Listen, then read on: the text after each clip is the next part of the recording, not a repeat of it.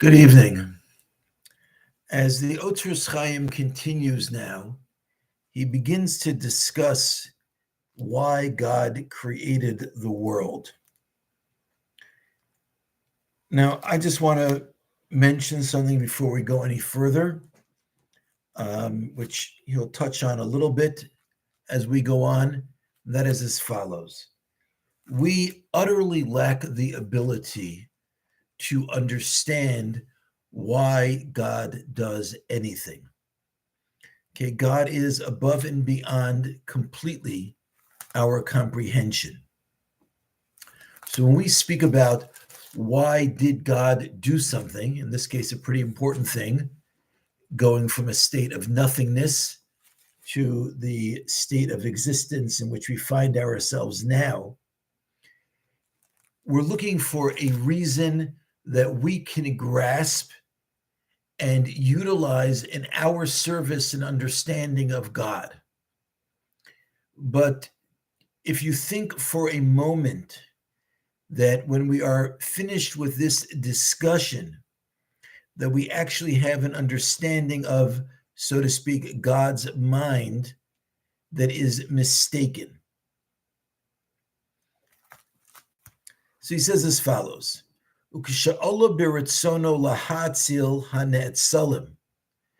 it went up in God's will to emanate the emanations, to create his creations for a particular reason, namely that God wanted to be called Rachum v'Chanan, merciful and kind, meaning that we say she should be called, so any name of God is by definition a revelation of God.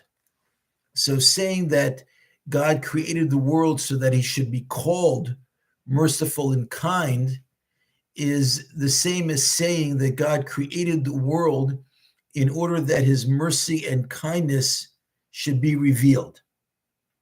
And if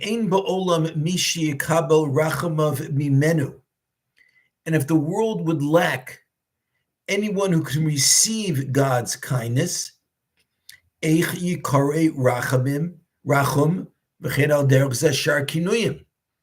there was nobody to receive God's kindness, then how could God be called merciful? Or how could he be called by any other name? Because his traits would never be actualized and never be revealed. Then he brings down also that in Otzros Chaim, the Arizal writes as follows, that God created the worlds and emanated his emanations in order to bring forth his perfect actions and names. That was the purpose of creation. Because even though the infinite light is already perfect and is lacking nothing, but in order for these things to be revealed and actualized, there have to be souls that are created in order to actually receive God's goodness. As long as all there is the infinite light, then by definition, there are no recipients to receive God's goodness and recognize his uniqueness. And the wording he uses is to be a merkava for God, to be a chariot for God. That means to be the ones who carry God's name through creation. Now, as I mentioned beforehand, he says in a footnote that when we're discussing over here is referring to the Or Ein Sof that we've discussed beforehand, the infinite light, which is not the essence of God. The infinite light is a creation, and therefore when it comes to the infinite light, we can speak about it in terms of will, but not in terms of God's essence. We can't discuss it all.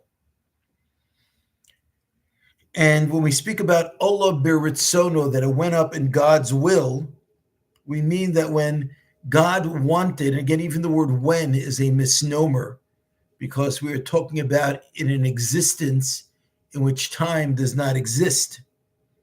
But for lack of a better term for us, when the time came that God wanted to actualize his traits, that's when all of this process got started.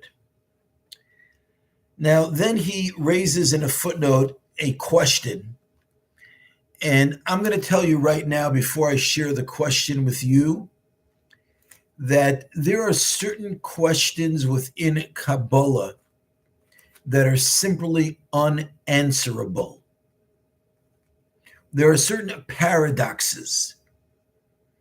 And in the past, when I've taught these matters in live classes, interactive, whenever it's come to these sorts of discussions, everything seems to break down. And I want to give you a perspective, and then probably in our next shiur, we'll see what he says about this. You have to understand that we are living on this side of Tzimtzum. We are living on this side of God constricting himself and creating an existence in which we do not see and experience God's manifest presence. And as long as we are here, we cannot fathom any aspect of the existence prior to the Tzimtzum. And therefore, from our perspective, there are questions that are simply unanswerable. They're unanswerable because we lack the facility to understand what existence or lack of existence or God's own existence was prior to Tzimtzum. And therefore, there are certain questions which seems to be paradoxes and unanswerable, but that means because they are questions of what existed prior to the act of Tzimtzum, prior to God's contraction. And anything before that is beyond our ability to understand. So even though, as I said, we're going to see a question in that vein that he asks, and he will attempt to answer it, I am going to tell you the question is better than the answer, because we truly lack the facility to answer these questions. Have a good evening.